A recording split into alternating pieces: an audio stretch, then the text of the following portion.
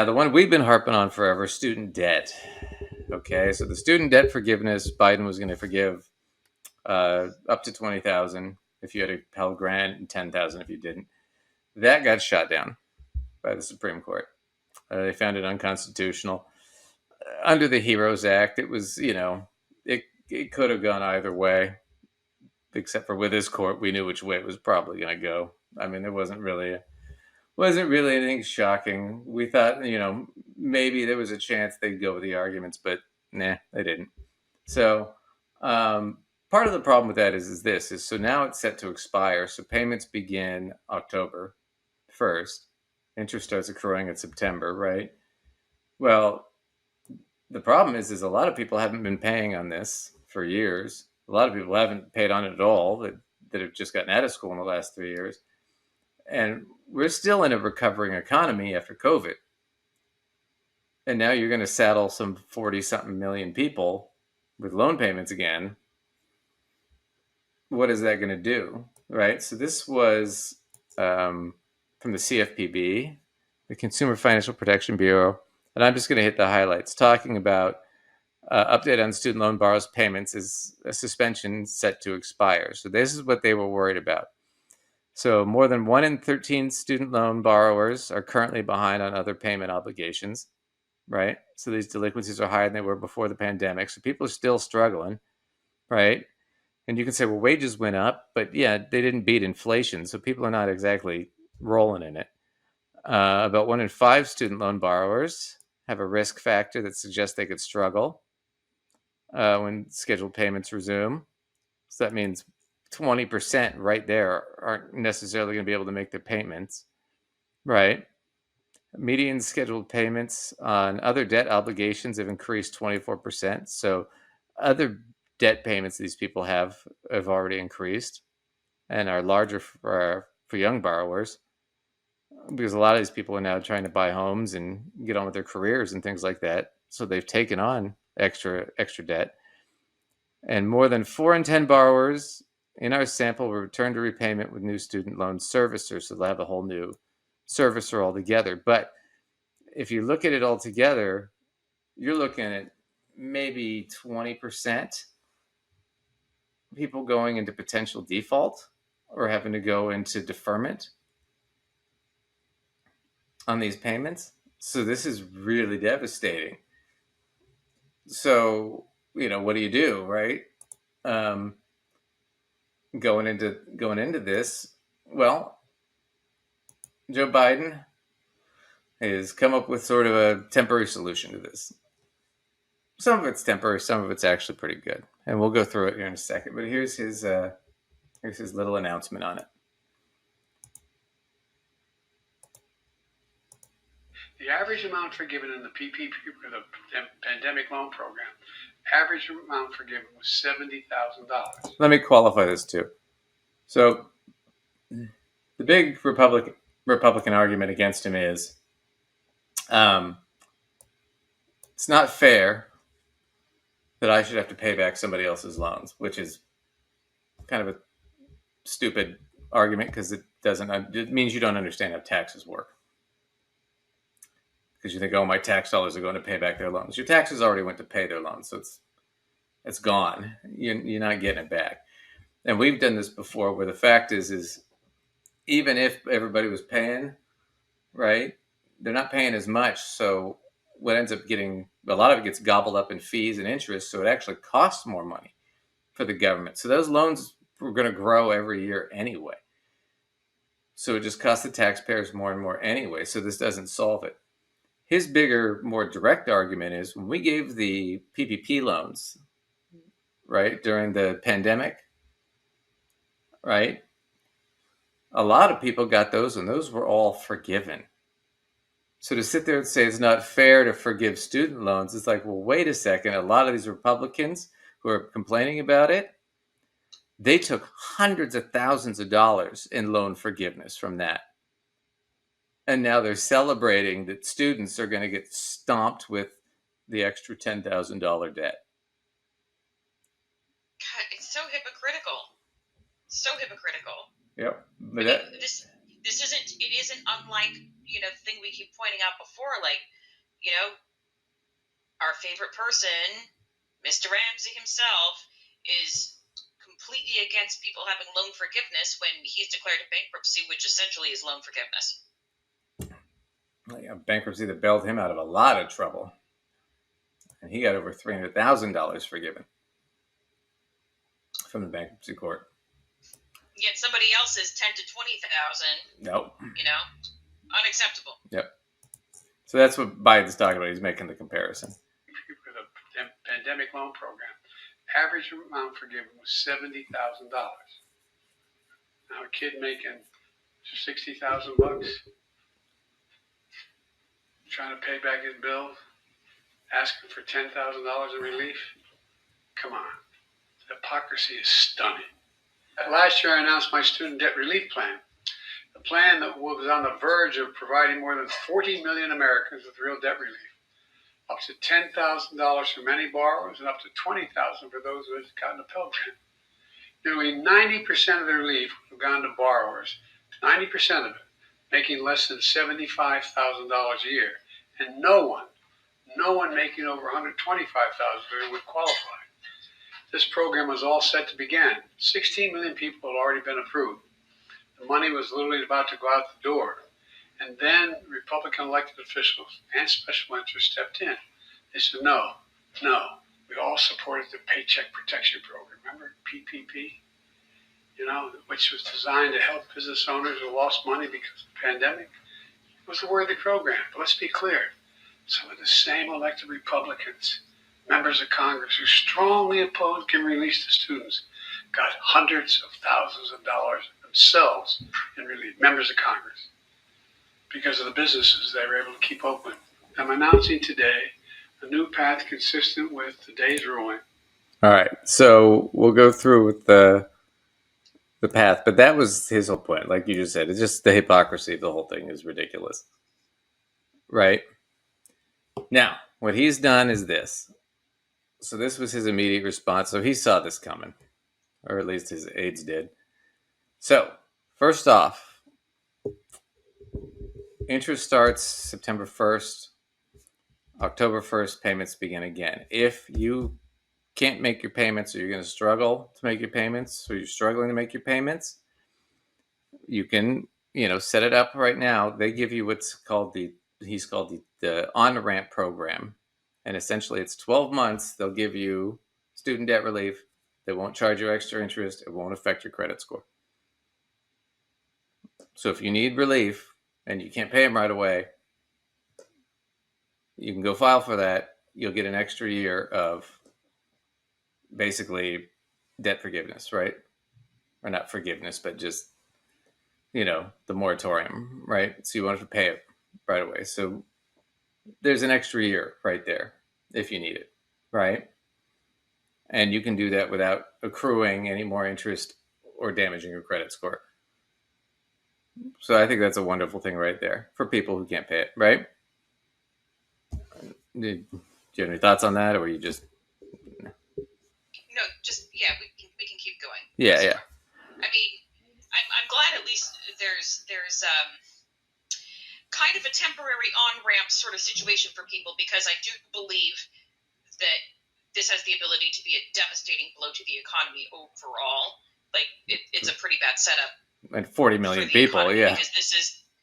Right, and if 40 million people feel like they can't afford this, 40 million people are also not going to be spending money in other areas, which is going to be an absolutely devastating blow for the economy overall. Mm-hmm. And so people who've been worried about the economy tanking should get a little more worried instead of a little less worried. Right. That's really what my thought process is. I'm really glad for the individual there's kind of like an on-ramp situation to sort of maybe help ease people into this, but it's still I don't know, if I'm looking at my crystal ball, I'm seeing this as a pretty devastating overall economy blow. Not necessarily, because the other thing is now you can pretty much everybody can qualify for an IDR, an income-driven repayment, and that is now factored in as 5% of your discretionary income. So it's a small amount. So people making under under 35,000, sorry, pay nothing. And as long as you pay that payment, whether it's a nothing or $50 or whatever it is, right? The interest will not increase, right? On the total amount. So if the total you borrowed was 25,000, as long as you're making your income driven repayment, it'll never go above 25,000. Okay? If your initial balance was under 12,500 and you make that income driven repayment or any payment, and you make 10 years worth of payments in a row, right? So 120 payments in a row, they'll forgive that 12,500 if your loan is beneath that. Okay? Okay, so say that one again. How does that part work again? So if your initial loan was less than 12,500 and you make 10 years worth of payments, even if the payment's nothing, but you make it every year or make it every month, if you make those payments for 10 years in a row, they'll forgive that 12,500. So people with like community college, stuff like that. Right. So this seems like the person maybe who was a little conservative in their choices. They went to community college. They did still have to take out a little bit of loan, but maybe not a ton. And that's going to be really good for that person because it doesn't seem to be tied to any particular type of employment. It's just you are making your payments for the appropriate amount of time. Right. If you are struggling and whatnot, there are default programs and deferment processes. But if you're in default or if you're 75 days late on a payment, they automatically enroll you into income-driven repayment. I mean, actually, I love that part. I mean, generally speaking, if you're struggling to make payments, that's what you need to do anyway. We've always offered that suggestion to people because you want to be on top of your payments, but you need to be able to afford them. But I do love that they're being sort of proactive in that people who don't do that for themselves or don't know about this or are not paying attention. Right, because sometimes it's like life is super crazy and you're juggling a lot of things and that maybe just fell off your radar or you didn't totally realize what your options were, that they'll get shifted into one of those, maybe notified about it, and hopefully in the process that becomes a little bit of education hit for them that it's even an option for them. Right. Yeah. So go ahead. I just want to go back to what you're saying. I agree with you on everything you're saying, in that these repayment systems that they've been revamping are significant improvement and better for people's monthly budgets than any of the ones in the past were. I'm still offering a suggestion that I think this still has the ability to be kind of bad for the economy overall because people have been used to not making $0 payments. So yes, if instead of a $500 payment, I'm going to have a $300 payment because of the way they're formulated now. That's great, but I still have been making a $0 payment for 3 years. Right. So what I feel like I'm needing to absorb into my monthly budget is still going to feel really huge compared to the $0. Sure, but like a $300 payment, you'd have to be making probably what, 60 or 70,000, 80,000 a year, something like that. So the required payments are not going to be as big. Now, once again, the income-driven repayments, they don't eat away at principal. They're just based on your income.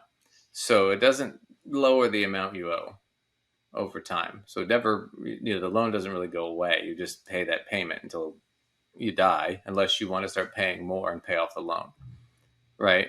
But what it does is, in the meantime, if you're somebody who's only making 50,000 or 60,000 a year, and you've got kids or whatever, now you're not strapped for this. Well, we're going to charge you $200 a month for your student loan. We're going to charge you $30, right?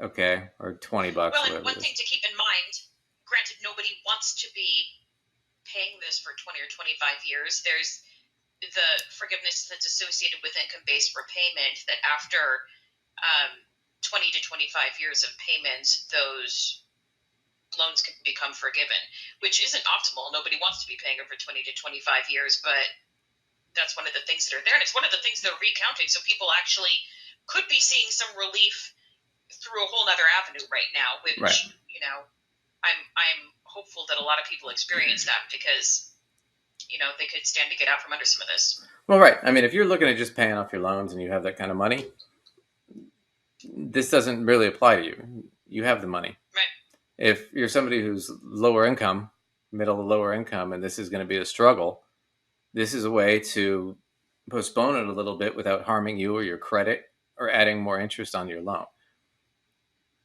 Right? Until you're in a better position to start paying it off. That's what this is. This is not, we're not talking to the guy making 100,000 plus a year. We're not talking to somebody making 90,000 a year even, or 80,000. We're talking to somebody who's making less than 60. This is probably like he said, you know, your kid making 60, just trying to pay your bills. This is just so you can get by until you can get into a better position. Because otherwise what ends up happening is we end up charging you this now. Now you're in a worse position. It's harder for you to switch jobs or move up or do anything because you're getting sucked out every month from this loan. Right. Which was kind of the point here. So income-driven repayment, automatic after 75 days without a payment, or if you're already in default, they're going to do some credit towards forgiveness and deferments for unemployment, people who cancer, the military, and all the other benefit stuff. I want to point out that, yeah, income-driven repayment is going to be low. If you're struggling, that's what you should sign up for. I think in general, you should just sign up for it. And when you're ready to start paying more, you just pay more. But I think in general, you should just have that as that's the minimum in case that's all I can afford this month. Right? Is to pay the absolute minimum. But the bottom line is we've lowered it enough that it's now feasible that these people aren't going to go drowning over the next year.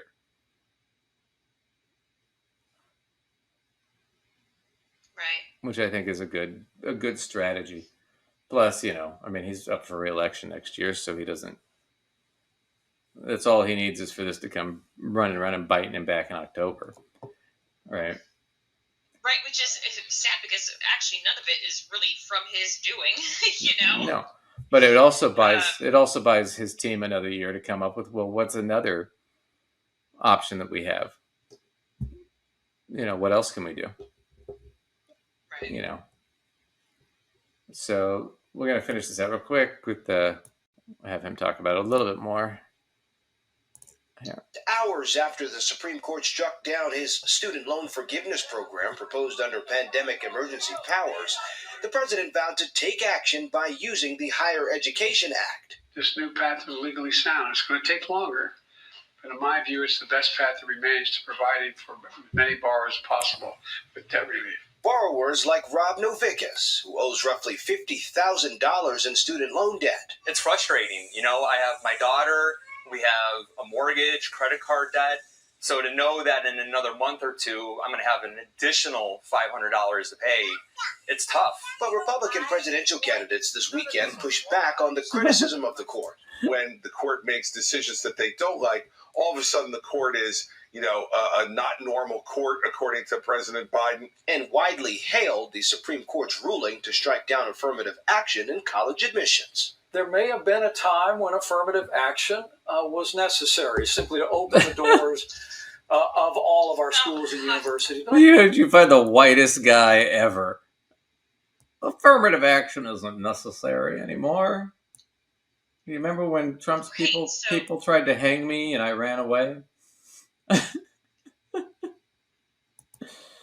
jeez. Yeah, bad. Yeah, find the white guy. Bring the white guy out there to say Yeah. that. He's the opposite of a silver fox. And he's definitely the token expert on this. Like, Yeah. seriously. I'll go with a Snow White weasel. I don't know. Anyway, so that was so Biden's, you know, at least there's something. It's one thing more than nothing. I can tell you that. Had this kicked in with nothing, that guy saying, "Oh yeah, I'm going to owe $500," all of a sudden, actually would owe $500 all of a sudden. But now with this, he could sit there and go, well, wait a second, man. I got a kid. I got all this other shit. Now he might be in a position to get a reasonable payment. Right. Right. But we're going to finish this up real quick. So the Dave Ramsey crew